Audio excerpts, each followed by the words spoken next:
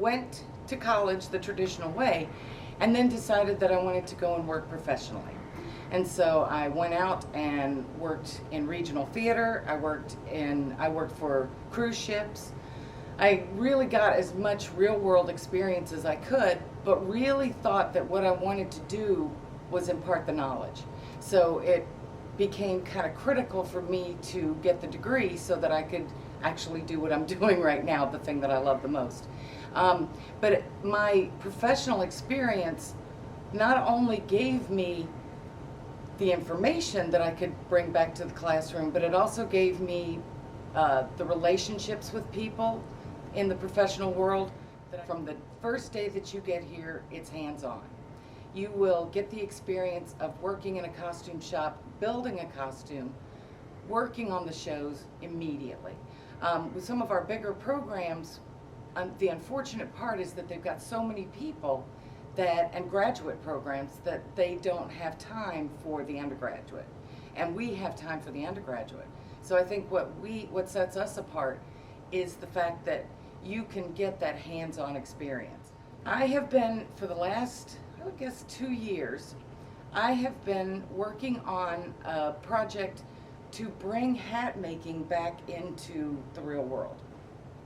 Hat making went away probably about the early 70s, and men stopped wearing hats. And so the art of hat making became a very small industry. I've gone back into that industry to try to bring that here to Austin Peay so that I can train students how to make a hat, how to make a bowler, how to make a fedora. I'm also starting to work on women's hats, and I was able, thanks to the Center of Excellence for the Creative Arts, I was able to go to New York and work with a hat maker to actually learn the hands-on, the actual practical ideas of how to make a hat. So I first and foremost want a student to know that if you have never touched a sewing machine, you've never touched fabric before in your life, it's okay. I think there's an intimidation factor. I think students come in and say, well, I don't know how to sew, so I don't think costumes is my thing. I will absolutely teach you how to sew. For example, when the pandemic happened, all of a sudden, all of our classes were online. Well, I had a sewing class at the time, and we had to figure out how to do a sewing class online, which was challenging. I will say it was very challenging. But one of the things that came out of it was the need for making masks.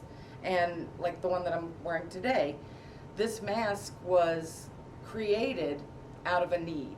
And this was something that I had the experience with costumes. I had the experience of how to know how to do this. And so I was able to help hospitals in the area. I was able to help Fort Campbell get masks to get us through until we could figure out how they were going to mass produce them in the United States. So that was something that the students in that sewing class were able to practically, by the end of that class, make their own masks.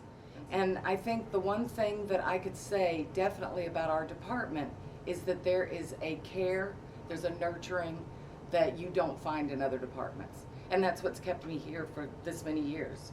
I found the home, and I wanted to make a home for our students. I wanted to bring the students in and make sure that they knew that the time that they're here with us, that they're nurtured.